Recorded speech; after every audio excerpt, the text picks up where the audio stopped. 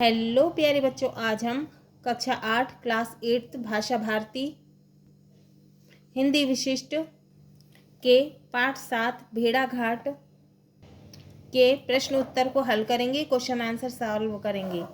प्रश्न 1, निम्नलिखित शब्दों के अर्थ शब्दकोश से खोजकर लिखिए। बंदिनी का अर्थ है महिला कैदी। निष्काम का अर्थ है बिना किसी काम का। कृष्णत्व का अर्थ है कालापन। घर्षण का अर्थ है रगड़ या घिसना। नगण्य का अर्थ है ना के बराबर, तुच्छ।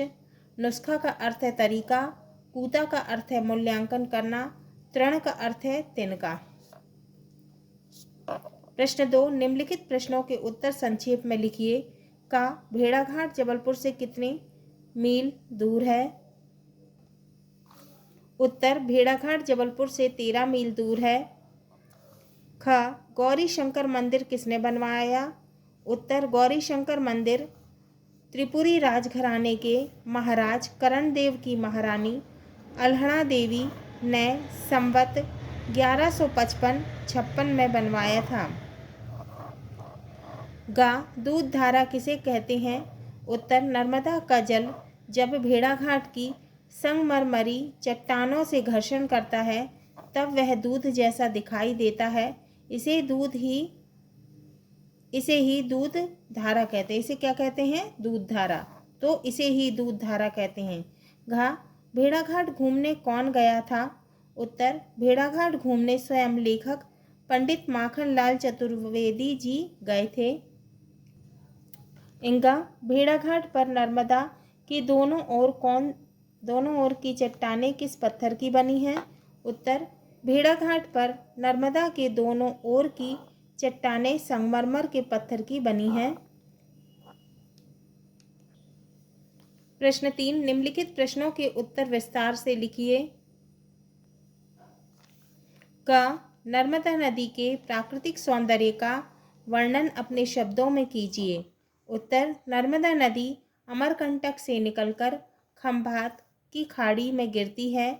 इसका सफ़र 800 मील का है। अमरकंटक से 154 मील की दूरी पर ही भेड़ाघाट है।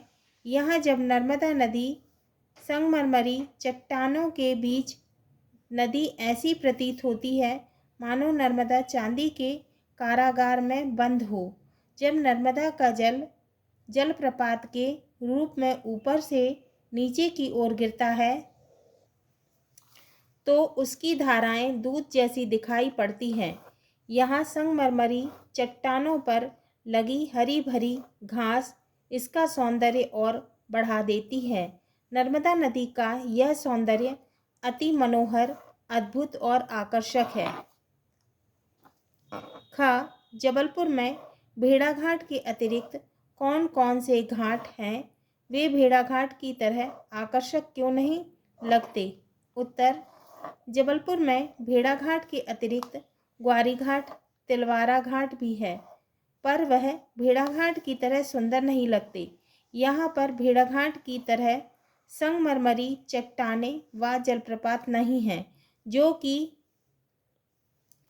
भेड़ाघाट के आकर्षक अद्वितीय रूप से बढ़ा देते हैं। इसीलिए ये घाट भेड़ाघाट की तरह आकर्षक नहीं लगते। गा, लेखक द्वारा की गई भेड़ाघाट यात्रा का वर्णन कम से कम 100 शब्दों में कीजिए। उत्तर, लेखक को 1914 में भेड़ाघाट देखने का अवसर मिला।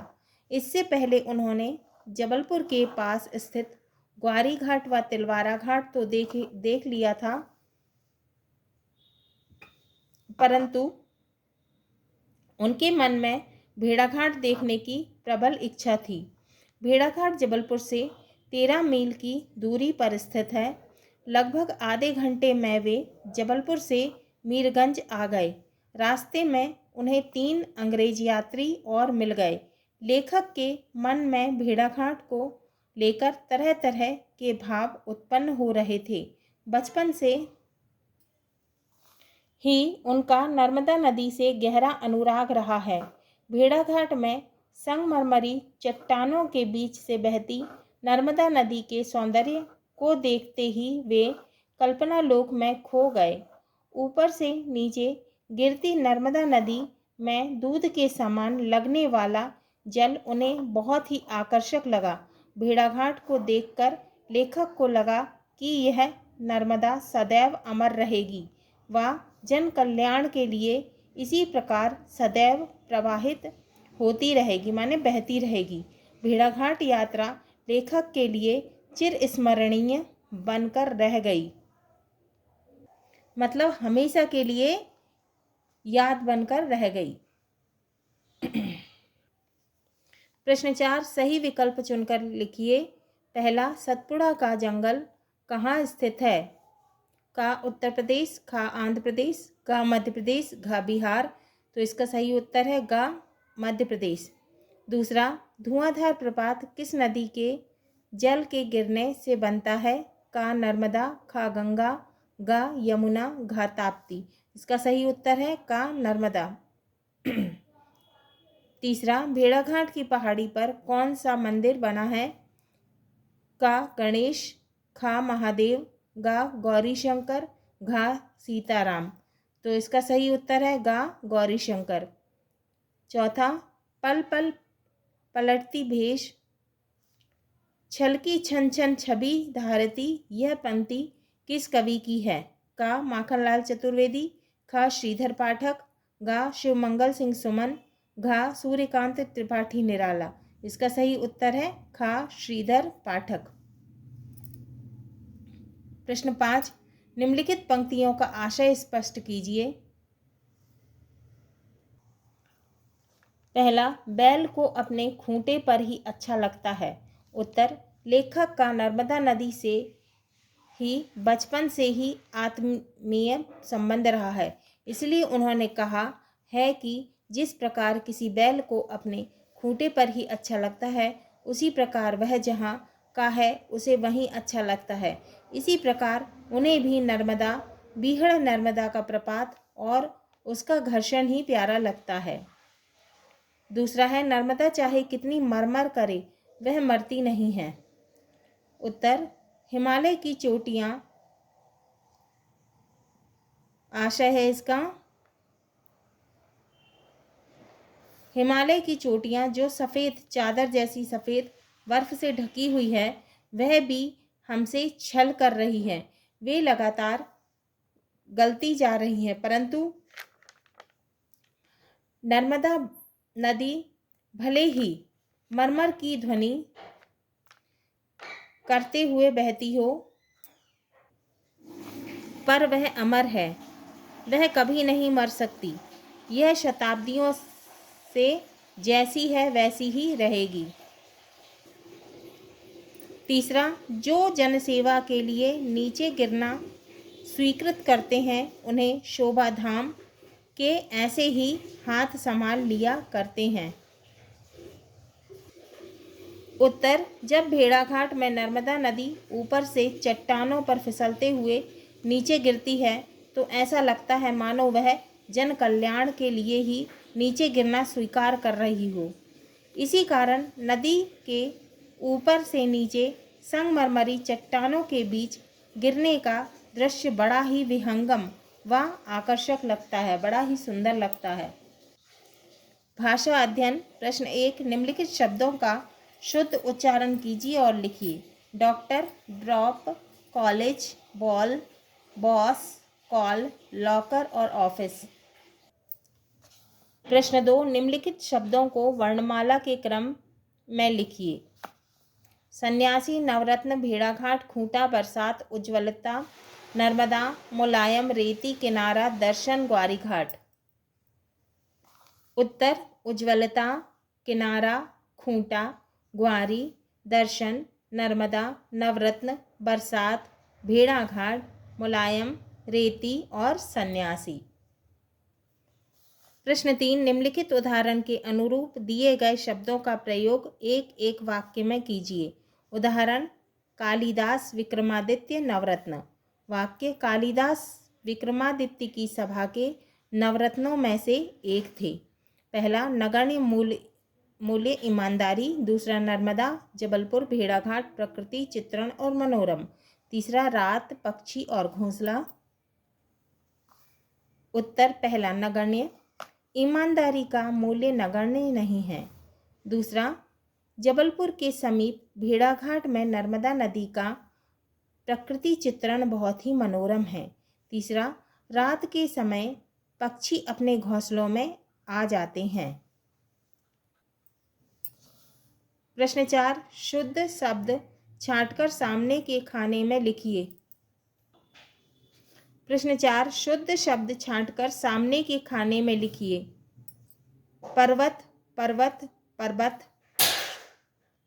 शुद्ध शब्द है पर्वत। नर्मदा, नर्मदा, नर्मदा। शुद्ध शब्द है नर्मदा। श्रेणी, श्रेणी, सरेणी। सही शुद्ध शब्द है श्रेणी। पूर्वी, पूर्वी, पूर्वी। शुद्ध शब्द है पूर्वी। प्रपात, प्रपात, प्रपात, प्रपात। पश्चिम, पश्चिम, पश्चिम। शुद्ध शब्द है पश्चिम। ध्यान दीजिए। अर्थ, वाक्य प्रयोग। कल अगला दिन, मैं कल इंदौर जाऊंगा। कल पिछला दिन, प्रांजल कल भोपाल गया था।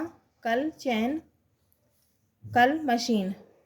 तुम्हें कल नहीं, दिन भर भागते फिरते हो। मशीन। यह कल पुर्जे की दुकान है। यहाँ एक ही शब्द कल के विभिन्न वाक्य प्रयोग हुए हैं जिनमें अलग अलग अर्थ स्पष्ट हो रहा है। जानिए। प्रसंग या प्रयोग के अनुसार एक शब्द के कई अर्थ निकलते हैं, अतः ऐसे कई अर्थ प्रकट करने वाले शब्द अनेकार्थी शब्द कहलाते हैं। प्रश्न 5, निम्नलिखित शब्दों के कम से कम दो दो अर्थ लिखकर उन्हें अपने वाक्यों में प्रयोग कीजिए। आम, काल, गति, अर्थ, तात। प्रश्न 5 का उत्तर पहला, आम। आम एक मीठा फल होता है। आम, सामान्य। आम का अर्थ सामान्य। आजकल लड़ाई झगड़ा आम बन गई है। दूसरा, काल, इसका अर्थ है समय। काल बड़ा बलवान है। काल, कोरोना काल में कई लोग काल के गाल में समा गए। तीसरा, गति, दशा। उसकी दशा बहुत ही दयनीय है। गति, चाल। कार की गति बहुत तेज है। चौथा, अर्थ, मतलब। अर्थ का अर्थ है मतलब। इसका अर्थ क्या हुआ? अर्थ का अर्थ है धन। चोरों ने इसका सारा अर्थ चुरा लिया। तात, इसका अर्थ है पिता। दशरथ श्री राम के तात थे। तात, पुत्र। श्री राम के तात लवकुश थे।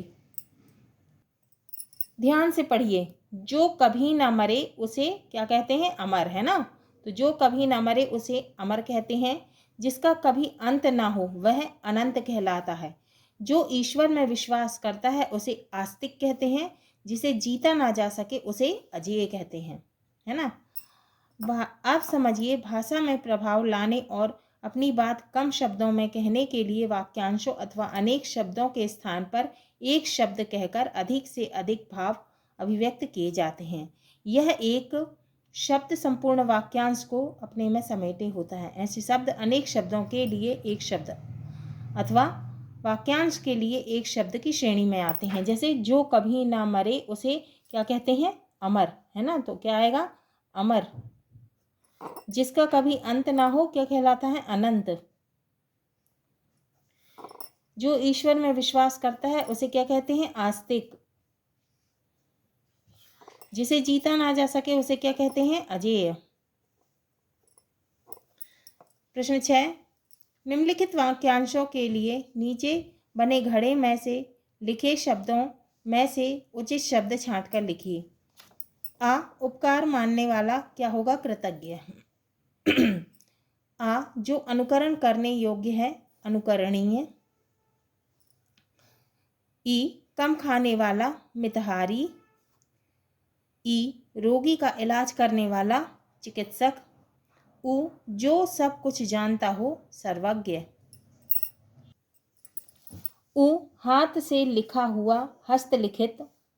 ए, जो लोगों को प्रिय हो, लोकप्रिय। महत्वपूर्ण व्याख्याएं। पहला, जिस प्रकार वैद्य या डॉक्टर के नुस्खे कई वस्तुओं का मिश्रण है, उसी तरह मेरे मन में भेड़ाघाट नामक की लालसा में कई भावनाओं का मिश्रण था। भेड़ाघाट की लालसा में कई भावनाओं का मिश्रण था।